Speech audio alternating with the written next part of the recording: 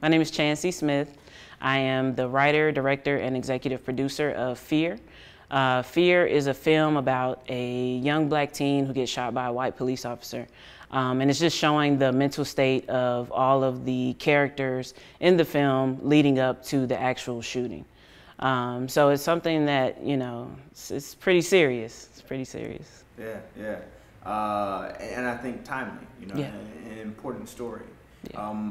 As a filmmaker, is that how you create your art? Do you look at what's happening in the world and then, you know, put out films, put out art, or do you just draw your inspiration from anywhere else?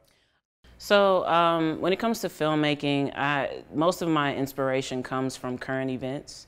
This film in particular was based on the recent police-involved shootings that we've seen, you know, with Trayvon Martin, Philando Castile, and countless numbers of people. And also, it's more of how I feel about certain things, like if it's about love or if it's about, you know, redemption, or if it's something that just I'm really passionate about.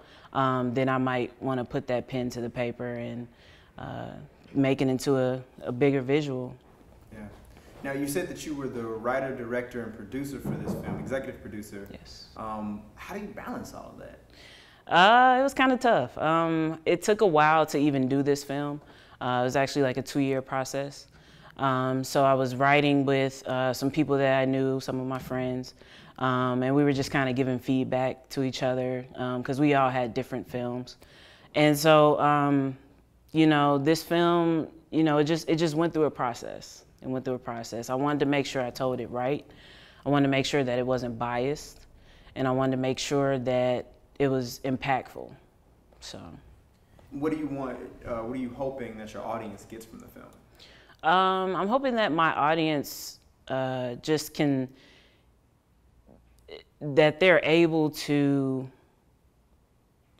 kind of seek the truth in these police-involved shootings. I know we like to blame the officer, we like to blame the victim, but I think it's important to really look at the entire situation as a whole.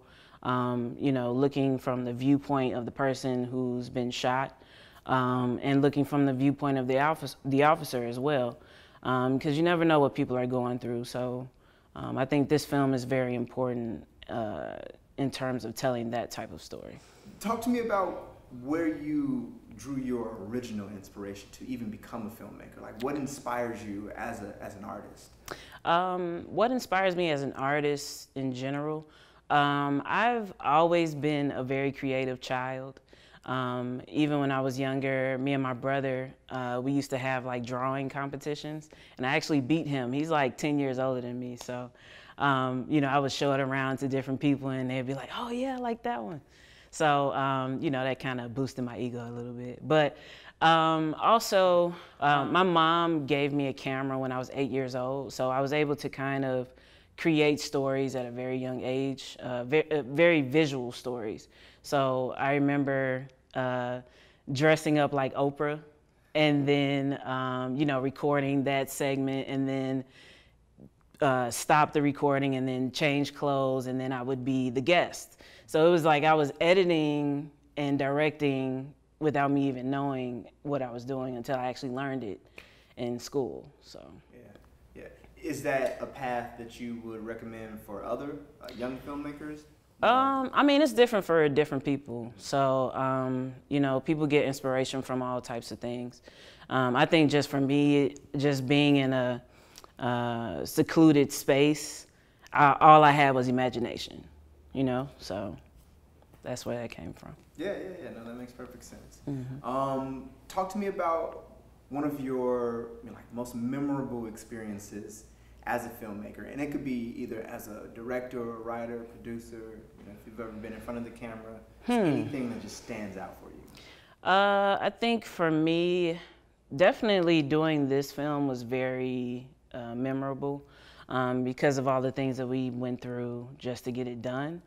We had to shoot a couple of scenes over, and we actually had to wait until it was cold again outside, like the weather, to actually shoot the scene again. So we had to wait like a whole 6 months to even reshoot the scene to get the type of look that I was looking for. And I mean, I've directed and been a part of other films, but I think this one by far kind of takes the cake. Yeah. Now I'm gonna flip it on you. What was like one of the most memorable, but like in a not in a good way? Oh, like so everything was going wrong. All right. Well, it wasn't going wrong, but this was literally by the grace of God. We ended our last scene for the film, and you know we're shooting in an alley, so it's it's kind of dark, it's kind of creepy, whatever. And as soon as we're done, like a police car rolled up, and I'm shooting guerrilla style, so it's I'm trying to get in, get out, and they actually asked what we were doing, and I was like, yeah, we're almost done, and they were like, okay, just be safe, and I was like, whoo, almost, man, but that was a blessing though, for sure. Good. Any advice that you would give to young filmmakers? Just keep shooting. I think that it's important for young filmmakers to just keep shooting, keep writing, keep creating, because you never know what might be the lane for you. Like there's so many different lanes, and it depends on what you're trying to do too. It depends on if you're trying to get into the industry or if you're trying to just put your art out there. I mean, I think it's just important to just keep creating.